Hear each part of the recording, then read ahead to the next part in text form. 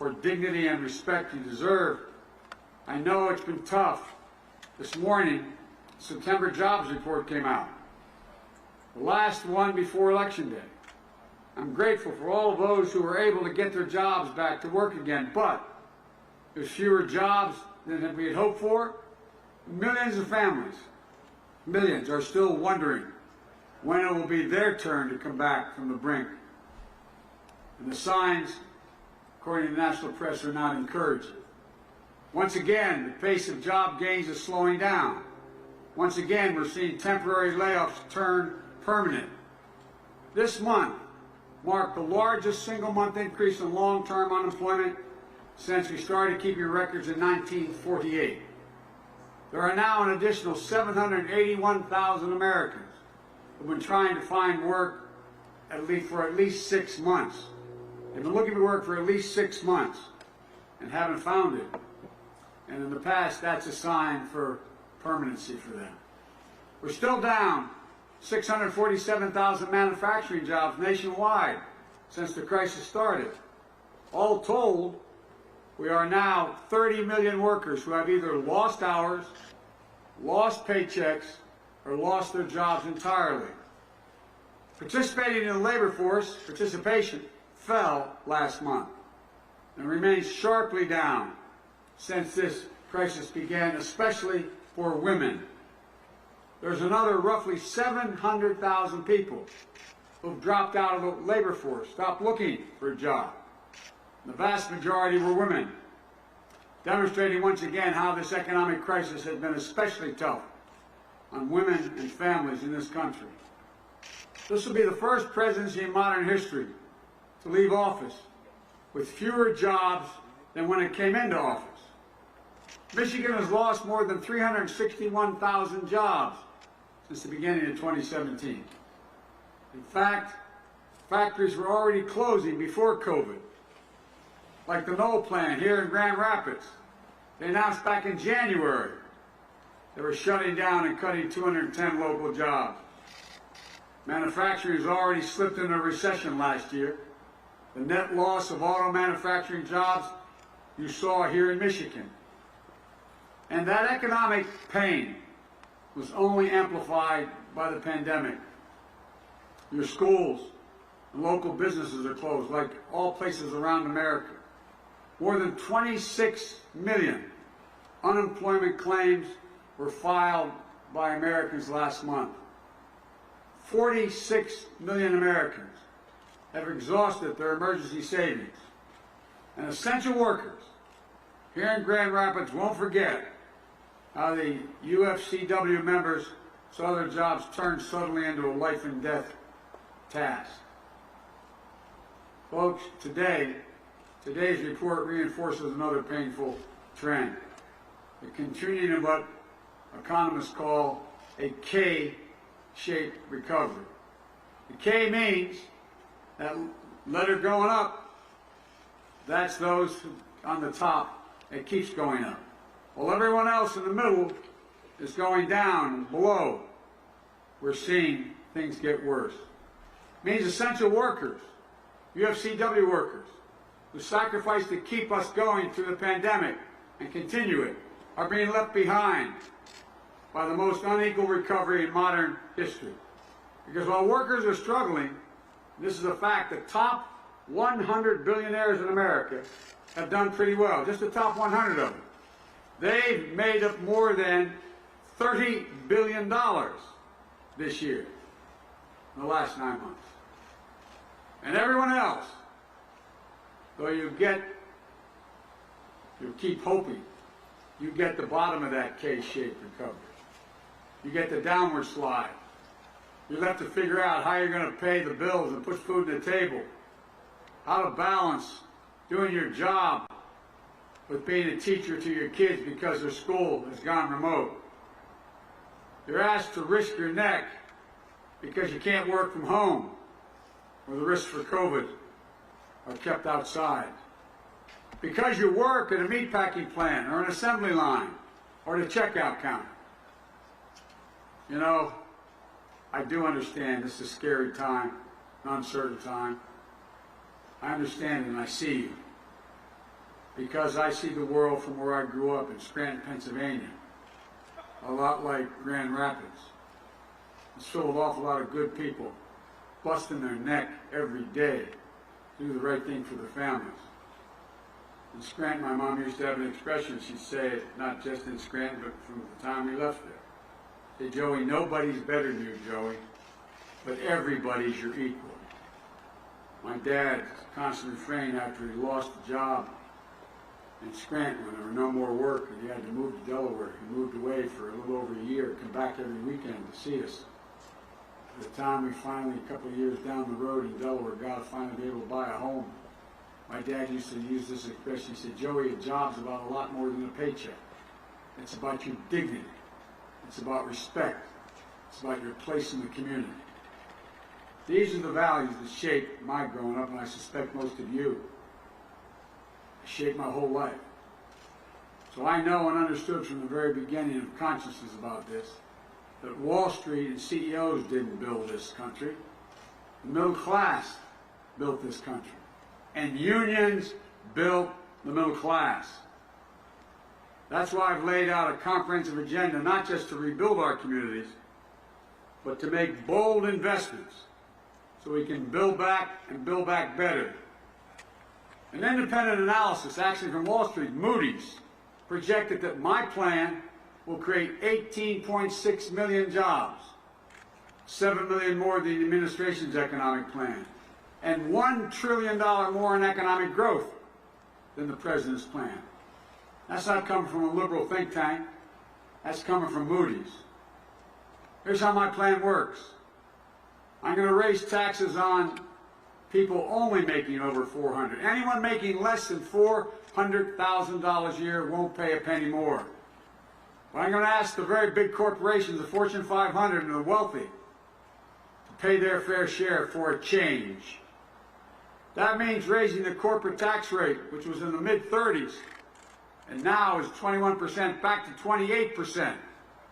That means making sure that no big company gets away with paying zero taxes, as 91 Fortune 500 companies do today, making billions of dollars. Zero taxes.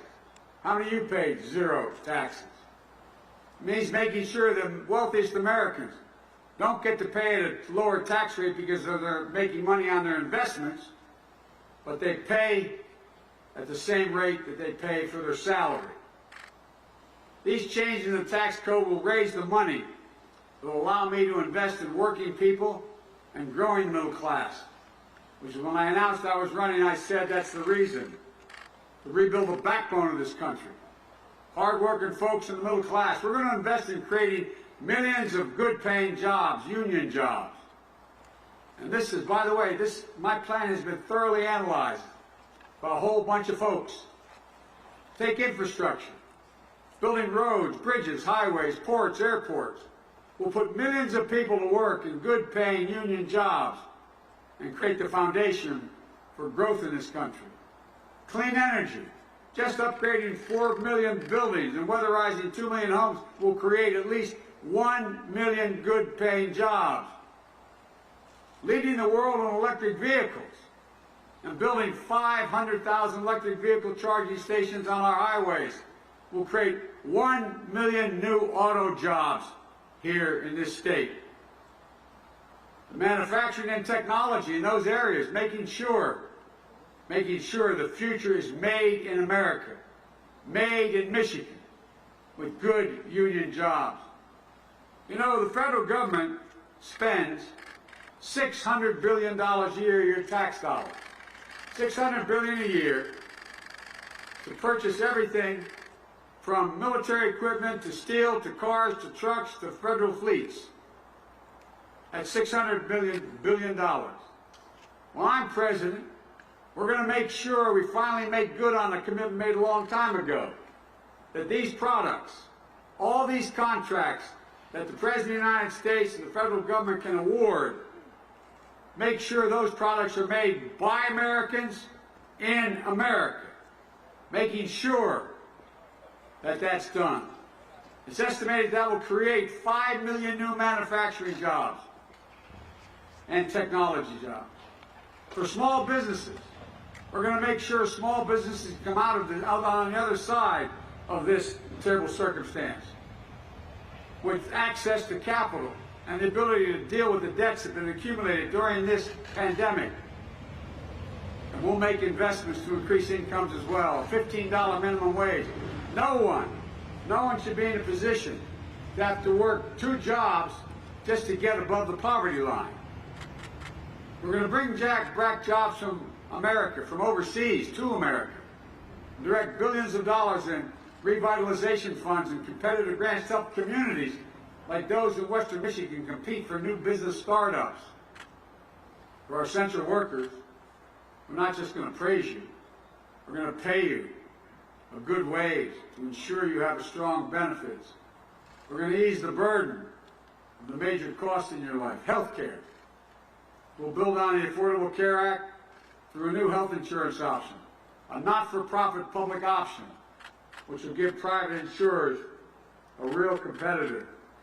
We'll increase subsidies for your premiums so they're lower, so you can afford the plans with lower deductions and lower out-of-pocket expenses. It will cost, that plan alone will cost over $700 billion over 10 years. But it's paid for by eliminating those tax cuts. For a 40-year-old making $50,000 a year, your monthly premium will go down by 1/3. We'll take on the pharmaceutical companies with a plan that slashes the cost of prescription drugs for up to 60%. Medicare will be able to negotiate prices for drugs, fundamentally lowering those prices. And child care. A lot of you are dealing with that now. How do you go to work if you have work and take care of your kids or an aging relative that's in trouble? We're going to make high-quality child care affordable and accessible. Every 3- and 4-year-old will have access to a free, quality preschool. We're going to make sure that low- and middle-income families will never have to pay more than 7% of their income for caring for a young child. And education beyond high school. We're going to make sure that 4-year college tuitions at a state university is tuition-free for any family making less than $125,000. Community college will be free, and programs for training will be free as well. If you're buying your first home, you'll have a $15,000 help to get there. These are all things that people have been talking about for a while. We're going to protect Social Security, increase the benefits for millions of seniors. The President's talking about eliminating the withholding tax. Well, that's wonderful, except for one thing. The actuary of Social Security said if that plan goes through, Social Security will be bankrupt by 2023. Folks, I promise you, we can do this. Let me close by saying this. I know a lot of people around here are tired of feeling overlooked and disrespected. I get that.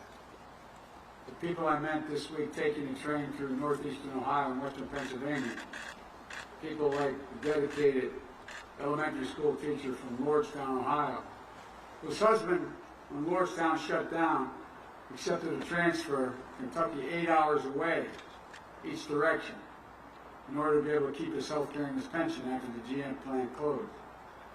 Folks who worry about health care, will the Affordable Care Act still be there for them? Why? Why, they ask, will I be among the 100 million Americans who could lose the protections for pre-existing conditions like asthma and diabetes, where once again women will be able to charge a higher premium just simply because they're a woman, where insurers no longer have to allow you to be able to keep your kids on a health care plan till age 26? What will happen to your Medicare benefits? Your Social Security, will they still be there when you retire?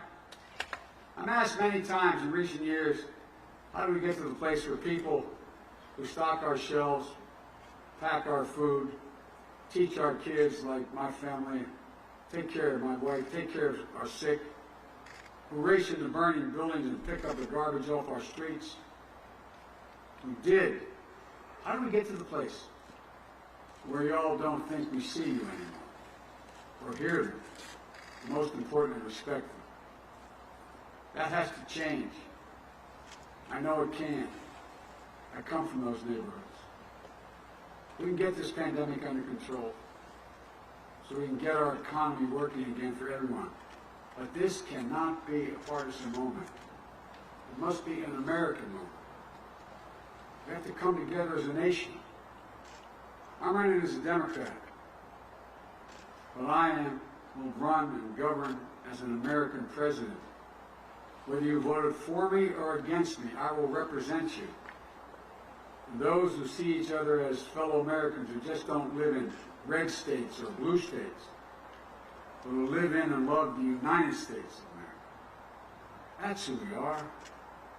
And there's never been a single solitary thing America's been unable to do. Think of this, not once. Not a single thing we've not been able to overcome. And we've done it together. So let's get the heck up.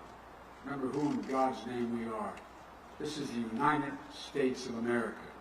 There's nothing beyond our capacity. I want to say God bless you. May God protect the First Family and every family that's dealing with this virus. And may God protect our troops. Thank you, thank you, thank you.